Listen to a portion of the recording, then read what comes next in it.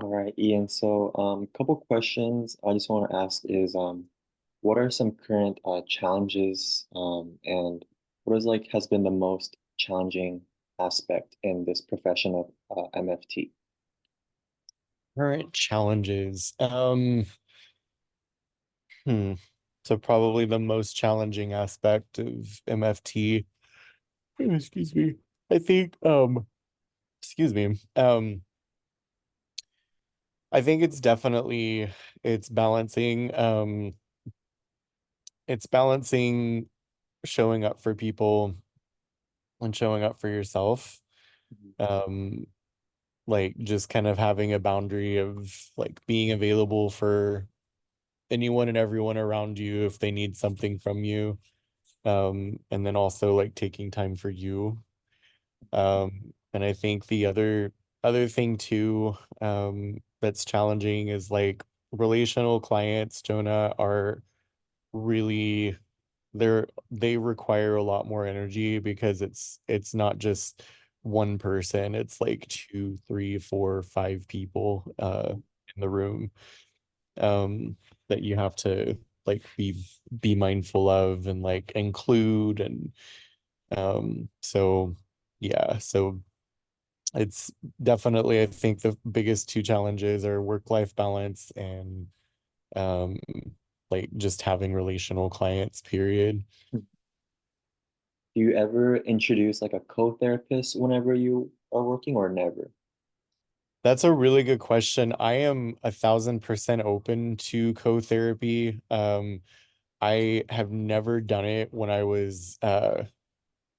like since I've been licensed, I've never actually had a co-therapist before.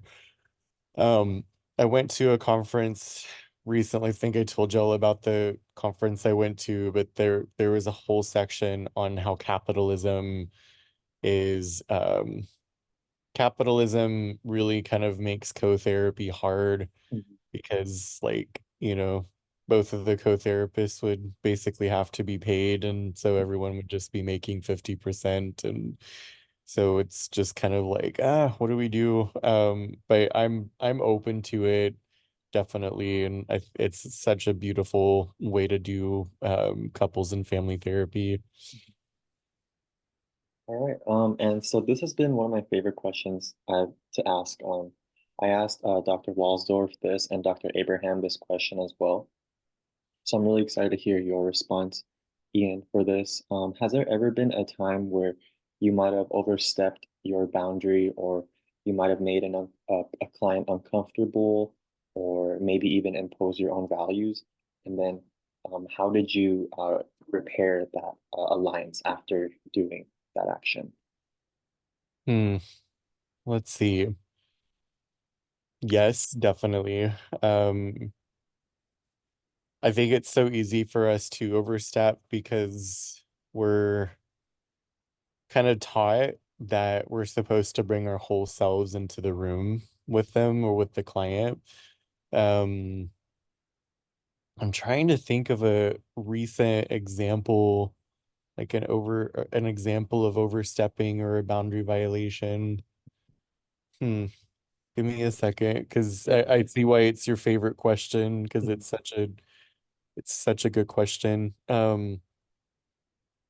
Yeah, definitely overstepping has happened. Mhm. Um, Was there maybe like a comment you might have said that wasn't that was insensitive? yeah, it was, I think, maybe the first year or so that I was a therapist, actually. And hmm, I'm thinking, I'm thinking,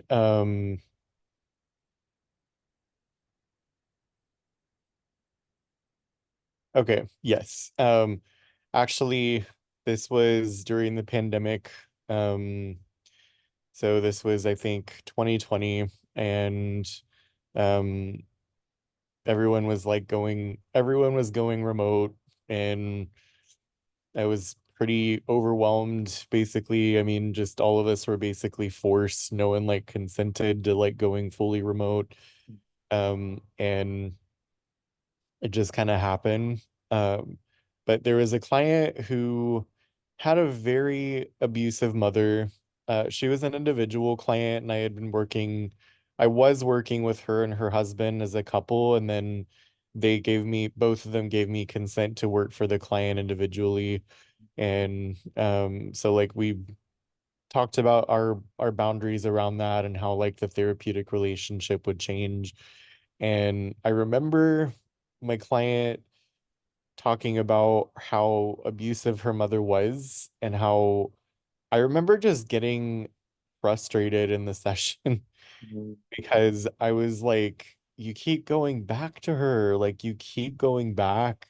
And I was trying to like say it in a very self-aware way where I was trying to meet her where she was at, but she ended up telling me like the next session, she's like, you looked angry when you said that. And um, because and I told her, I was like, I'm so sorry if I seemed angry. I just I just said like I'm super protective of you as my client, and I just hate that you're putting yourself in harm's way. And so yeah, that's like the biggest rupture I think that I remember where I was able to like circle back and like be called out by a client and then like circle back to it and fix it. So When like usually ruptures like happen through any situation, is what is the first step for the therapist that they should do? um I think when you start a therapeutic relationship, you tell the therapist like you are free to call me out. You are free to fire me anytime. You're free to tell me if I've done anything wrong or if I make a comment that's insensitive or react in a way that just doesn't feel right to you. So I think giving the client permission first to like tell you, and then when a client does tell you, like definitely don't get defensive Mhm. and just listen because their experience ultimately is the one that matters. Um, so yeah, like just having that openness and freedom to tell them that I think is key. And then being receptive and just letting them talk when they tell you that you've done something wrong. Got it. Okay. Sounds good. Been doing this too long, Jonah. All right. How long have you been practicing privately, Ian? Since I got licensed February 2017. Um, so yeah, it's been about 7 years. Um, which I know is like not long at all, like compared to people who've been doing it for literal decades. Mhm. But Was private practice the first thing you started out after you got your license? yeah, it was I kind of knew I wanted to be in private practice like just all throughout grad school, but um the hospital that I did my internship at, like it was like a mini private practice, if that makes sense. So it was still Mhm. part of a hospital because a lot of the people that came there were either employees or patients of the hospital. Um, but yeah, like they basically my internship supervisor like said like this is gonna set you up for private practice, and it definitely did. So Awesome, awesome. Um, let's see. I also do want to ask some more personal like questions related, like not relating to my assignment because I'm just like so curious about, you know, your financial position and like what made you want to do like pursue your PhD. So I'll mhm. ask like one more question. Um, let's see. All right. So, let's say in the future, 10, 20 years later on down the line, what kind of challenges do you see for individuals entering careers in the MFT profession like myself? Oof, I'm so glad you asked this. we have to really fight to be taken seriously, Jonah. And I remember asking this question to like when I asked this question as a student, like the three therapists basically said the same thing, and all of them had been doing it way longer than I have. But we're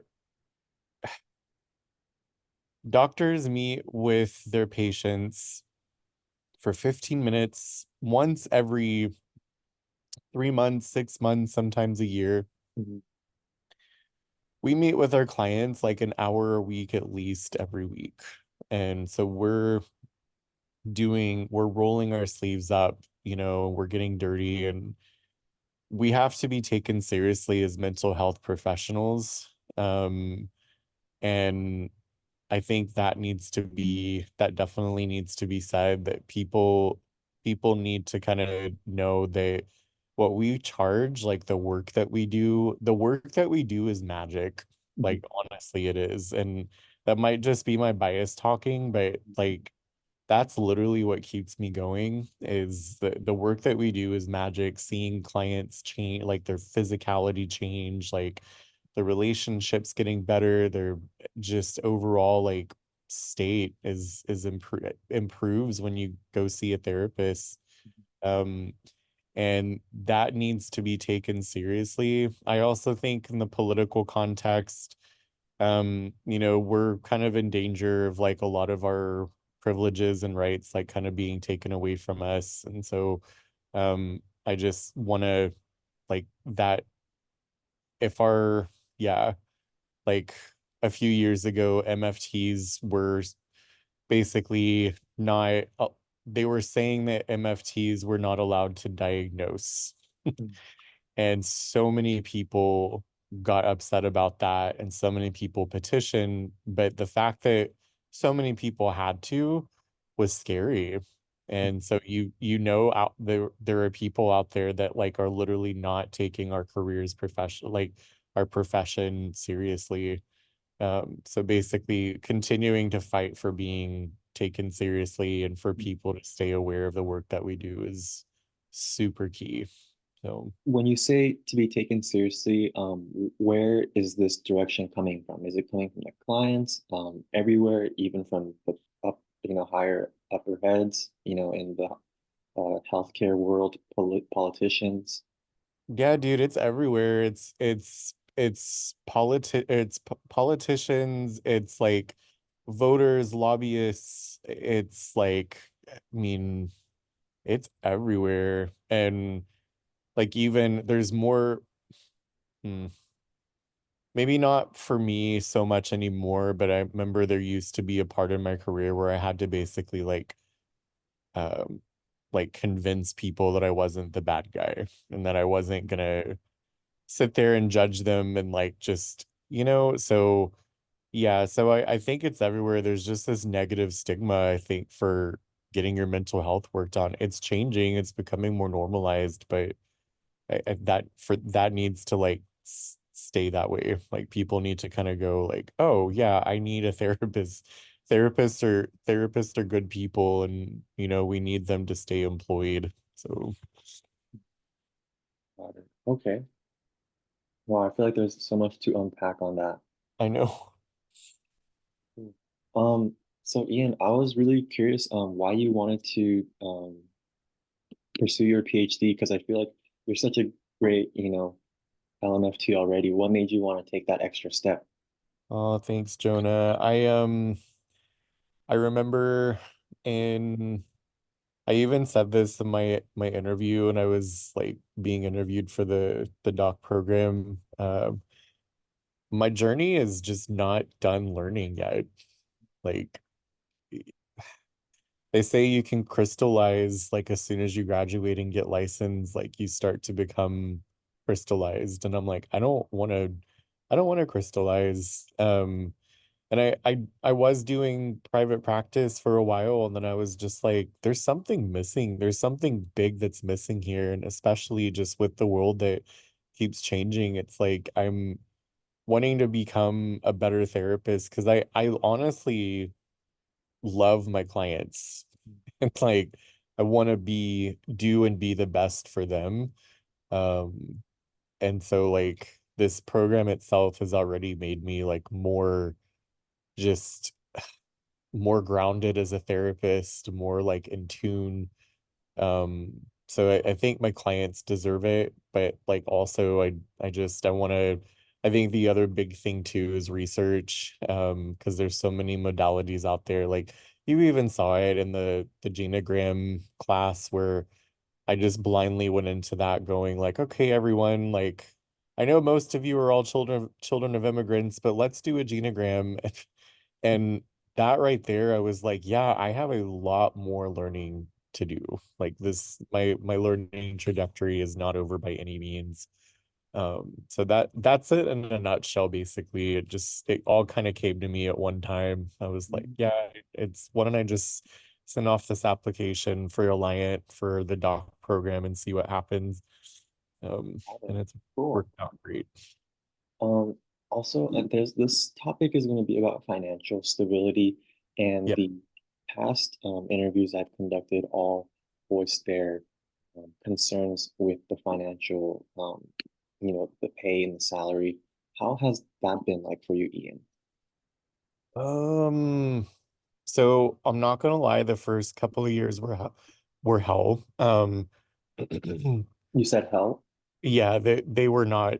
It was a lot of economic instability, and I was a realtor when I was in grad school, and then soon after I graduated, I was working at while I was building up my private practice caseload, I was also working as an apartment locator, and like, very gritty days, long work weeks. So I don't recommend that to anybody. But this is kind of a loaded question because I fully believe therapists deserve to make the same kind of salaries that doctors, lawyers, dentists do. Um, yeah, dude, it goes back to like we're magic workers and we deserve to be paid as such. We're not just, yeah, like we do so much for our clients, I think, and we're worthy of the money that we're worthy of the money that we charge. Mhm. Um, but yeah, we deserve to make six figures, but so many of us like go into this profession like undervaluing ourselves. Like we have lots of empathy, and so we are very concerned with not charging our clients too much. But it's like if someone really wants to make therapy work, they will pay whatever fee that you charge that's on your website. So yeah, I'm passionate about this. So thank you for asking this question. But after your first couple of years, building up your clientele, now Yeah. that you're in a much more stable position, would you say? Yes, very much so. And again, I'm not taking that for granted because it was not always that way, but um yeah, the after I became fully licensed, like when I went from associate to fully licensed, the law changed that at least in Texas that so when you graduated, associates in Texas could not open their own private practice. Mhm.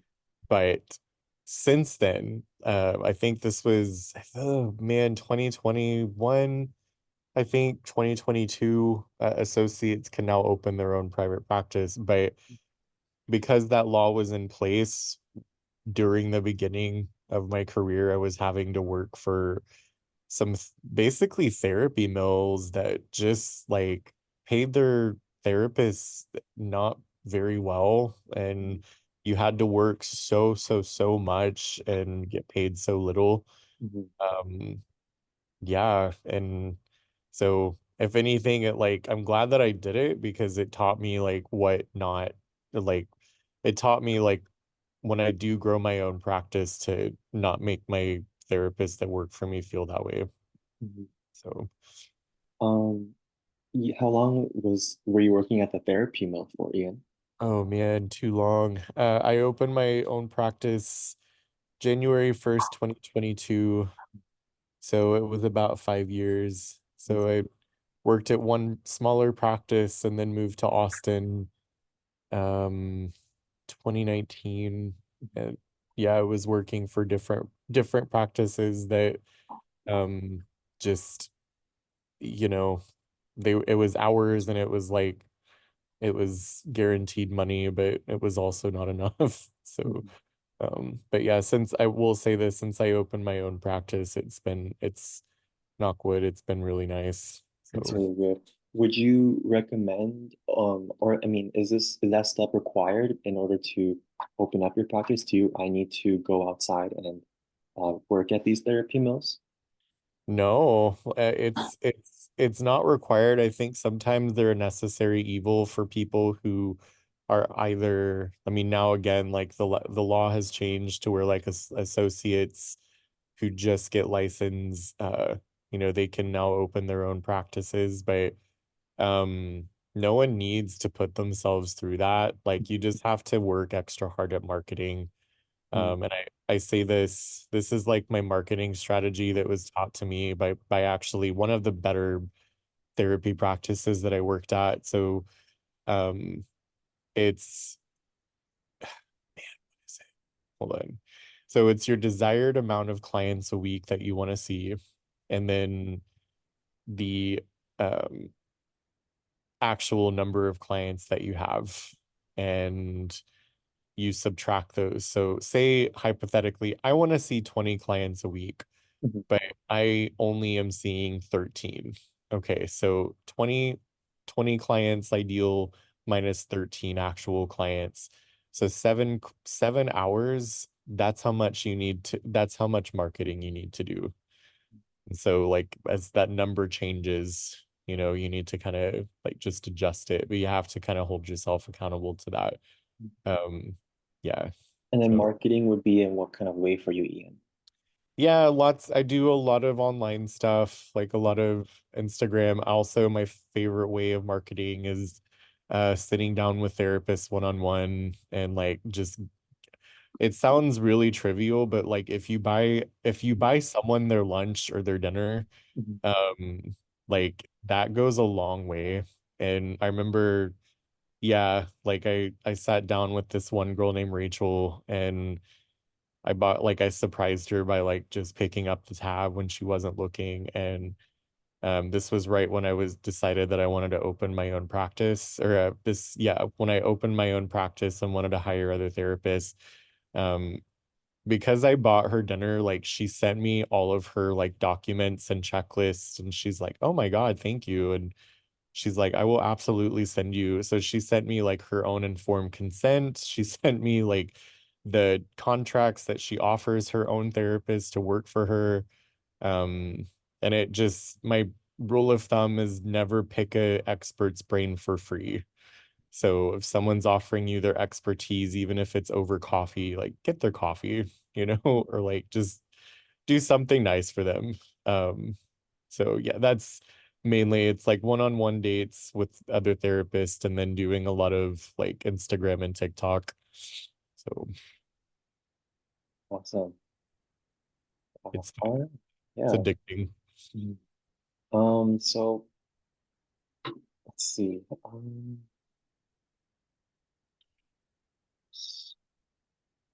So I guess because I'm just so like concerned for the financial aspect, I just wanted to ask Yeah. one, I guess a couple more questions. Like when would you finally see like the growth in the financial area? Because I know like when starting off, internships, you're almost working for free. So there's Hmm. like probably about like maybe 2, 3 years after graduating from a line that I'll probably be like, pretty low in income. Hmm. Do you see the MFT profession in 20 to 30 years? How do you see it develop? Do you see it expanding? Well, I hope so. Isn't that the hope? Sure. There's many areas like my mind go towards many places. I am hopeful that people can come in with new ideas to connect concepts that we haven't really understood I'm hoping that people can come together to be in difference.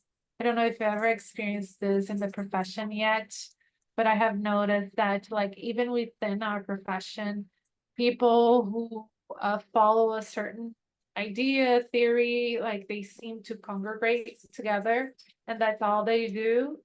And we're systemic thinkers and yet we think so isolated. Isn't that interesting? Yeah, yeah.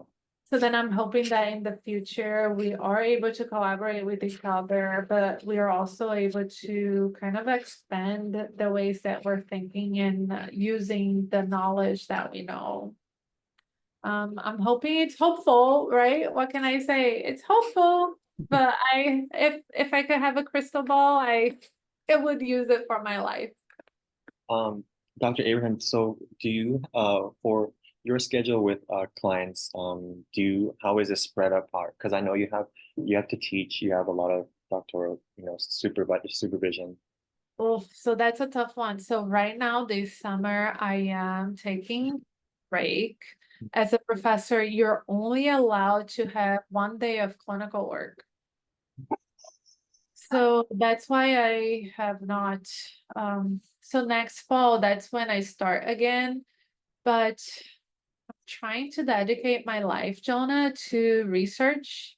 And I just opened a research lab that is going to be helping mentor people in PhDs, masters, towards helping them with their professional development. So focusing more on group and study and research rather than clinical at this point. I think like I've earned my ticket to heaven seeing patients. I did that a lot for like 20 years, seeing patients and getting home at 9 p.m. I just like, please, I need a rest. Sure. So do you feel like you kind of had a little burnout back then? I would say there was a lot of expectations for me to manage, and maybe like that's why I decided to go into education route. I faced a lot of, if you can call it adversity, but there was several instances that I would speak from my position with a master's degree that I felt that people would not hear me. And I've been in big meetings with CEOs and if you can imagine like being a person of color and coming from a background that I immigrated to America really late, like mid my life, got a degree in MFT, speaking like almost zero English, and seeing all the injustices of the mental health system. I still had the guts to request meetings with CEO and insurance companies where I was trying to speak on behalf of my clients. And I felt that I wasn't taken serious because I didn't have the letters after my name. And the decisions would still be deferred to big agencies when I was treating people. Like I can give an example. I had a client who was severe risk of hurting herself. And for example, in a few weeks that I saw her, she would be hospitalized for an attempt suicide 4 times a week. So that leaves like 3 days left that she wouldn't be in the hospital, right? The insurance company believed that her medical need would be only like outpatient, and that's would be her mom, her family would come in, take her to clinic and leave. And I said, this child needs inpatient. They were not willing to pay for it. So then I had to build a case for this child to get treatment that she needed because she was needing a high level of care. And can you imagine how long that took? I want to guess maybe half a year, Oh, more than a year, 2 years. 2 years, yeah. and she had pretty severe attempts towards her life. Her mom lost her job because she couldn't keep her job. It was difficult to see, but like my supervisor was helpful. I was just initiating my career, but I remember this meeting, Jonna, where we had more than 10 people in a big boardroom, and I brought in like paper files of her 2 charts. And my supervisor told me, just speak from where you know. And I just didn't give up. So finally, she was able to be admitted and get treatment that she needed, that the insurance was not covering, but they did. And that's very ethical. Like it's ethical of the profession to do the best that you can on behalf of your clients, and yet companies will stop you from doing it. Because they want to try to save as much money as possible. Well, they have all their policies and manuals and the things that they, yeah. So you run up against all those things to provide care for patients that really need. Wow, that sounds like a headache. But it was also like aliving to see that like there was a team, and like we've prepared our case and contributions with the family and case managers, and just like the guts that it takes from someone to speak up and say, look at this. Did this And come from your experience as a trainee, or was it during your job it with was the during my agency? job, so I was already licensed. And it was Yeah. with an agency? Yes, a big one. Mhm. And how long were you there for? About 7 to 8 years. Oh. And then after, did you do private practice, or did you after start doing? that, I said, and then I said, I'm going to teach. Mhm. And so I had my whole career also, like I was in line to become a director of the agency, Mhm. because they groom you and train you. So you have everything that you need to know how the agency works. But it just felt to me I was gonna sell my soul. So I said, I want to go into academia and see how can I help people to kind of notice some of what is needed to become a therapist. And that way, maybe like, I don't know, that was like maybe in that way I can do something different. So for me, Dr. Abraham, I always felt like a calling and passion towards um, therapy. So that's why I really, really like this profession. But through all these interviews I'm conducting, I feel like a lot of people I feel like not fall out of love, but they kind of just see the hardship and they kind of get tired of it. And yet you still show up doing things that matter to you. So I would say it is difficult. It takes a lot of effort, but then it's also there's the flip side of it is what when you see difference happening and you see the impact that you can have in someone's life. I think that's the payoff, right? Um, the world is messed up the way it is. I know that it takes us many special people to just like not giving up. Mm. Ah, let me just like take my dog out of the crate. So Sure. hold on. Come on, little lady. She's she's in a little jail right now. Right there. Mm. Okay, let's see. So one of my final questions for you, Dr. Abraham, is, let's see. A little jail. Okay, so was there ever a time where you uh, crossed a boundary with a client, or maybe imposed your value, made them uncomfortable, kind of, lose that therapeutic alliance? And then how were you able to kind of rebuild on that if possible? I think all the time we are imposing values. There's not one time that we as therapists are not imposing values because the theories that we are using, they have values embedded in them. So that's one.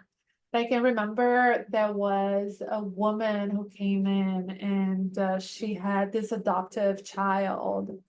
And she came in with an agenda where she had taken her daughter to be tested by a psychologist, and she had a report that was really damaging of these clients.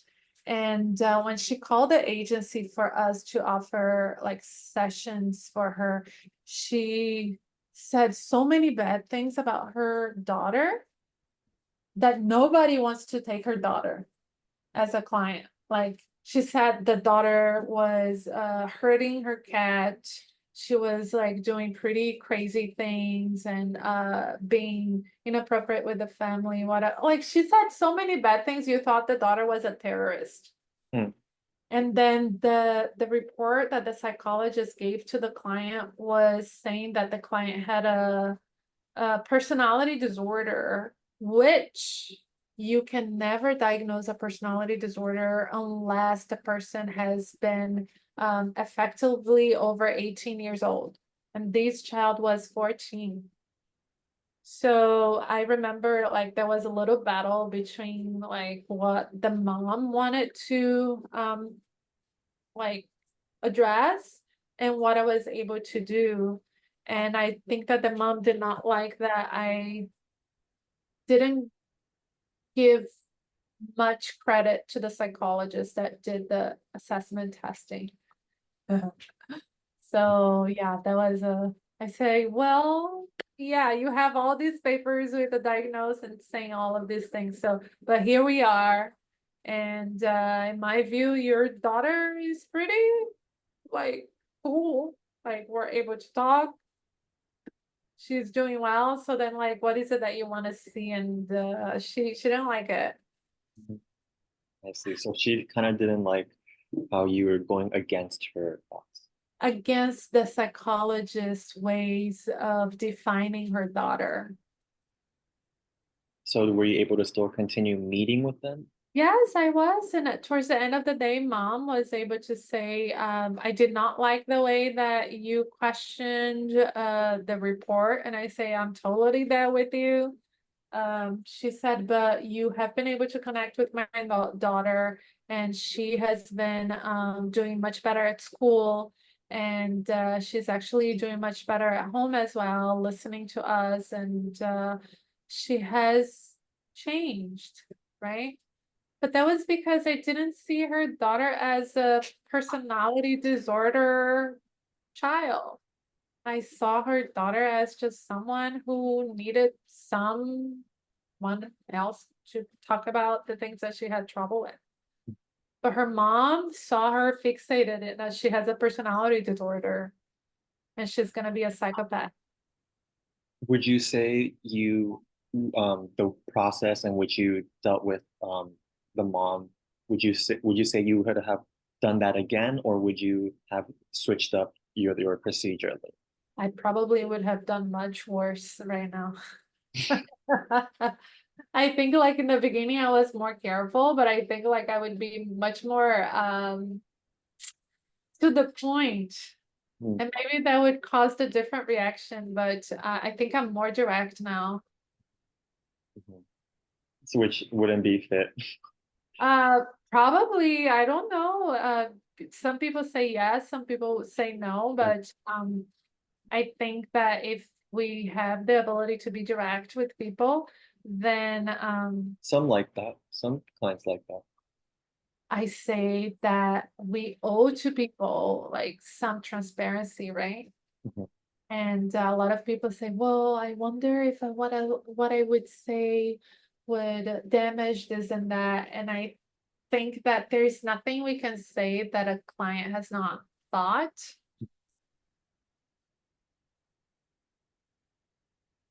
Yeah. That's what I think. Mhm. Awesome. All right. So I think that is pretty much it. Just for the last question, Dr. Abraham, for your MFT profession when you were still working as a therapist, were there any legal regulations and ethical guidelines that you were always careful about, that you always had in the back of your head? Well, legal and law and ethics, they're different. They kind of like comes together at a few points. I would say that my attention would always be for the clients and their best interest. Laws and regulations, I've never been afraid of them, but I always been very aware that I needed to have um, some ethical standards, even though like a lot of people get red flags when they hear that they have to act upon them. So I had to do lots of CPS reports, uh hospitalize a lot of people on 5150s. What else? I think that was the majority of the things that I had to do. I will tell you that I have found ways to do those very heavy moments collaboratively with people, Mm. especially in CPS reports when people are often scared that their kids are going to be taking care of them. So in many instances, I sat together with my clients and had them see what I was writing in the report Mm. and why, and explaining and including people and telling them I'll be in your corner and this is like required from me, but we've done it together. So that way it took these layer of me reporting and being a bad guy Mm. and just like including them in the process. Wow, that's really helpful. So that way they're aware of what is bound to happen. Yeah, everybody does it in secret, and then not everybody, I have to say, they're encouraged to do in secret, right? You hear something, you have to report it. Does it have to be this way? No. Like you An impactful moment where you crossed a boundary with the client during a therapeutic session, and is it possible after crossing that boundary, is it possible to repair the therapeutic alliance, or do they sometimes just say, you know what, I'm uncomfortable now and I don't feel like seeing you anymore? Has there ever been an instance like that? Is it important to you that the example fall neatly into the category of a boundary crossing, or like could it fall more into the category of like messing up or like really hurting a client? I guess messing up counts as well. It could even be like where you imposed your values onto a client, Okay. basically just made the client uncomfortable. Okay, yeah, maybe my story is a boundary crossing, and this story just like makes me cringe, honestly, but I've shared it quite a few times with my practicum class and whatever. So I had this situation where something that I was asked about my consent form, and this isn't in my consent form, but a conversation that I have early on with clients is about secret keeping, especially in like couples. And in the past, what I told clients is that I don't keep secrets. And I just kind of left it at that. I said like secrets I think are harmful to relationships. I don't keep secrets. And I think how I would change that to be more accurate based on, maybe I'm getting ahead of myself, but what's more accurate for me now based on what I'm about to tell you is that I will sometimes hold secrets if it feels necessary or like the right thing to do, but I won't keep it long term. So I had this situation where, like, as usual, I told this couple that I don't keep secrets. And I had this assignment where they were writing a letter to each other, but we were going to go through the content of it. I gave them prompts and we're going to go through the content of it over like a series of sessions. And so I had them give the letters to me versus each other, which was a mistake. I think now it's a mistake. But anyway, what happened is that in these letters, the woman partner told me that, and they've been married for like 30 years, keep in mind. And the woman partner said, like, I think that I'm gay. I've realized that I really like women a lot more than men. And this is something I'm like working to tell my partner. And so what happened is like I became privy to this secret, and you know, she had said like, I'm really not ready to tell my partner, I'm really scared. So I accidentally had a secret that I didn't want to have, and I had her telling me that she like just wasn't ready, that she really, you know, wanted to share this information. And so what happened is that it took about a month before she felt ready. I met with her individually and kind of we talked through, we did some like practice of how she wanted to deliver it, and she really wanted to stay married. And she like ultimately we realized that like it's probably more accurate that she's like bisexual or pansexual, because she was really happy with her husband and she really wanted to stay married. She just also wanted this other thing, or at a minimum she wanted him to know this part of her identity. But so what happened is that once she told him, he was like, he was so hurt. I mean, he felt so betrayed. He, you know, he was like crying and said like, I can't believe you would do this. The two of you like colluded against me.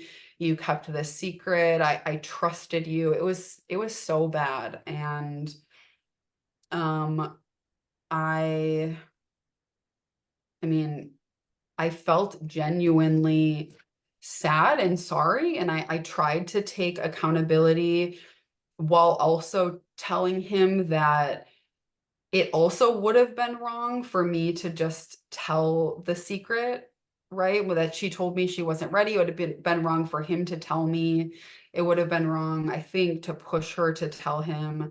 So definitely I see things that I could have done better. I also did what I did from a place of like, I consulted with a few colleagues, like peer supervision. So I do it. So there was this weird part to my accountability taking of like, I feel really sad that I've harmed you, and I also like don't know that I would have done this differently. And what happened is that uh his like hurt about this was like taking over our couple session time, and so I offered to just meet with him individually and like didn't charge him, because I felt like that was part of my cleaning up my mess. So we met individually, we talked things through.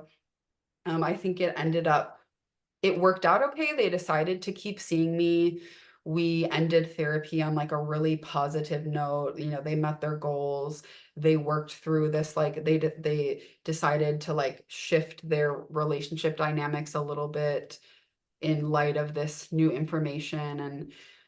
And so it worked out okay. And like the reality is that it caused a lot of harm. I mean, he was like so distraught. He was like, I would guess that he didn't sleep for like at least several days, and he was so upset, and it was really bad. So did I answer your question? Yes, that was great. That There that was like was a second part of it, I think, that I don't know that I answered. I guess it's just you answered it, because the second part was, is it possible to repair the therapeutic alliance? And I feel like usually after something so big as that incident, I feel like there would be a huge like lack of trust, but somehow you were still able to keep in contact with the husband, and I guess he really appreciated your reaching out and helping him, so in order so he felt like he can still try to trust. Yeah, it was tough. Like I think that there is an element of like silver lining, or like hindsight is 2020, where it's sort of like through that he learned that he had some like old wounds from being the only male in his family with sisters, and he always felt left out by his sisters. And so this experience of having his female therapist and female wife who's saying that she's gay keep a secret from him, like I think that it opened up this like new window of opportunity to heal something that I think he didn't know was there before, like this wound was triggered.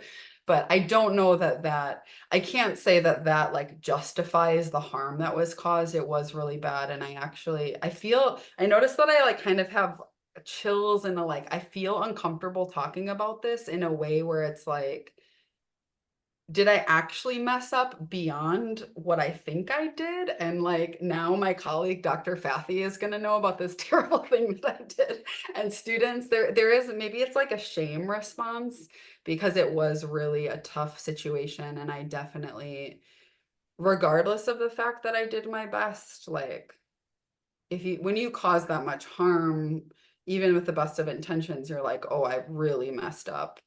So that's a hard thing.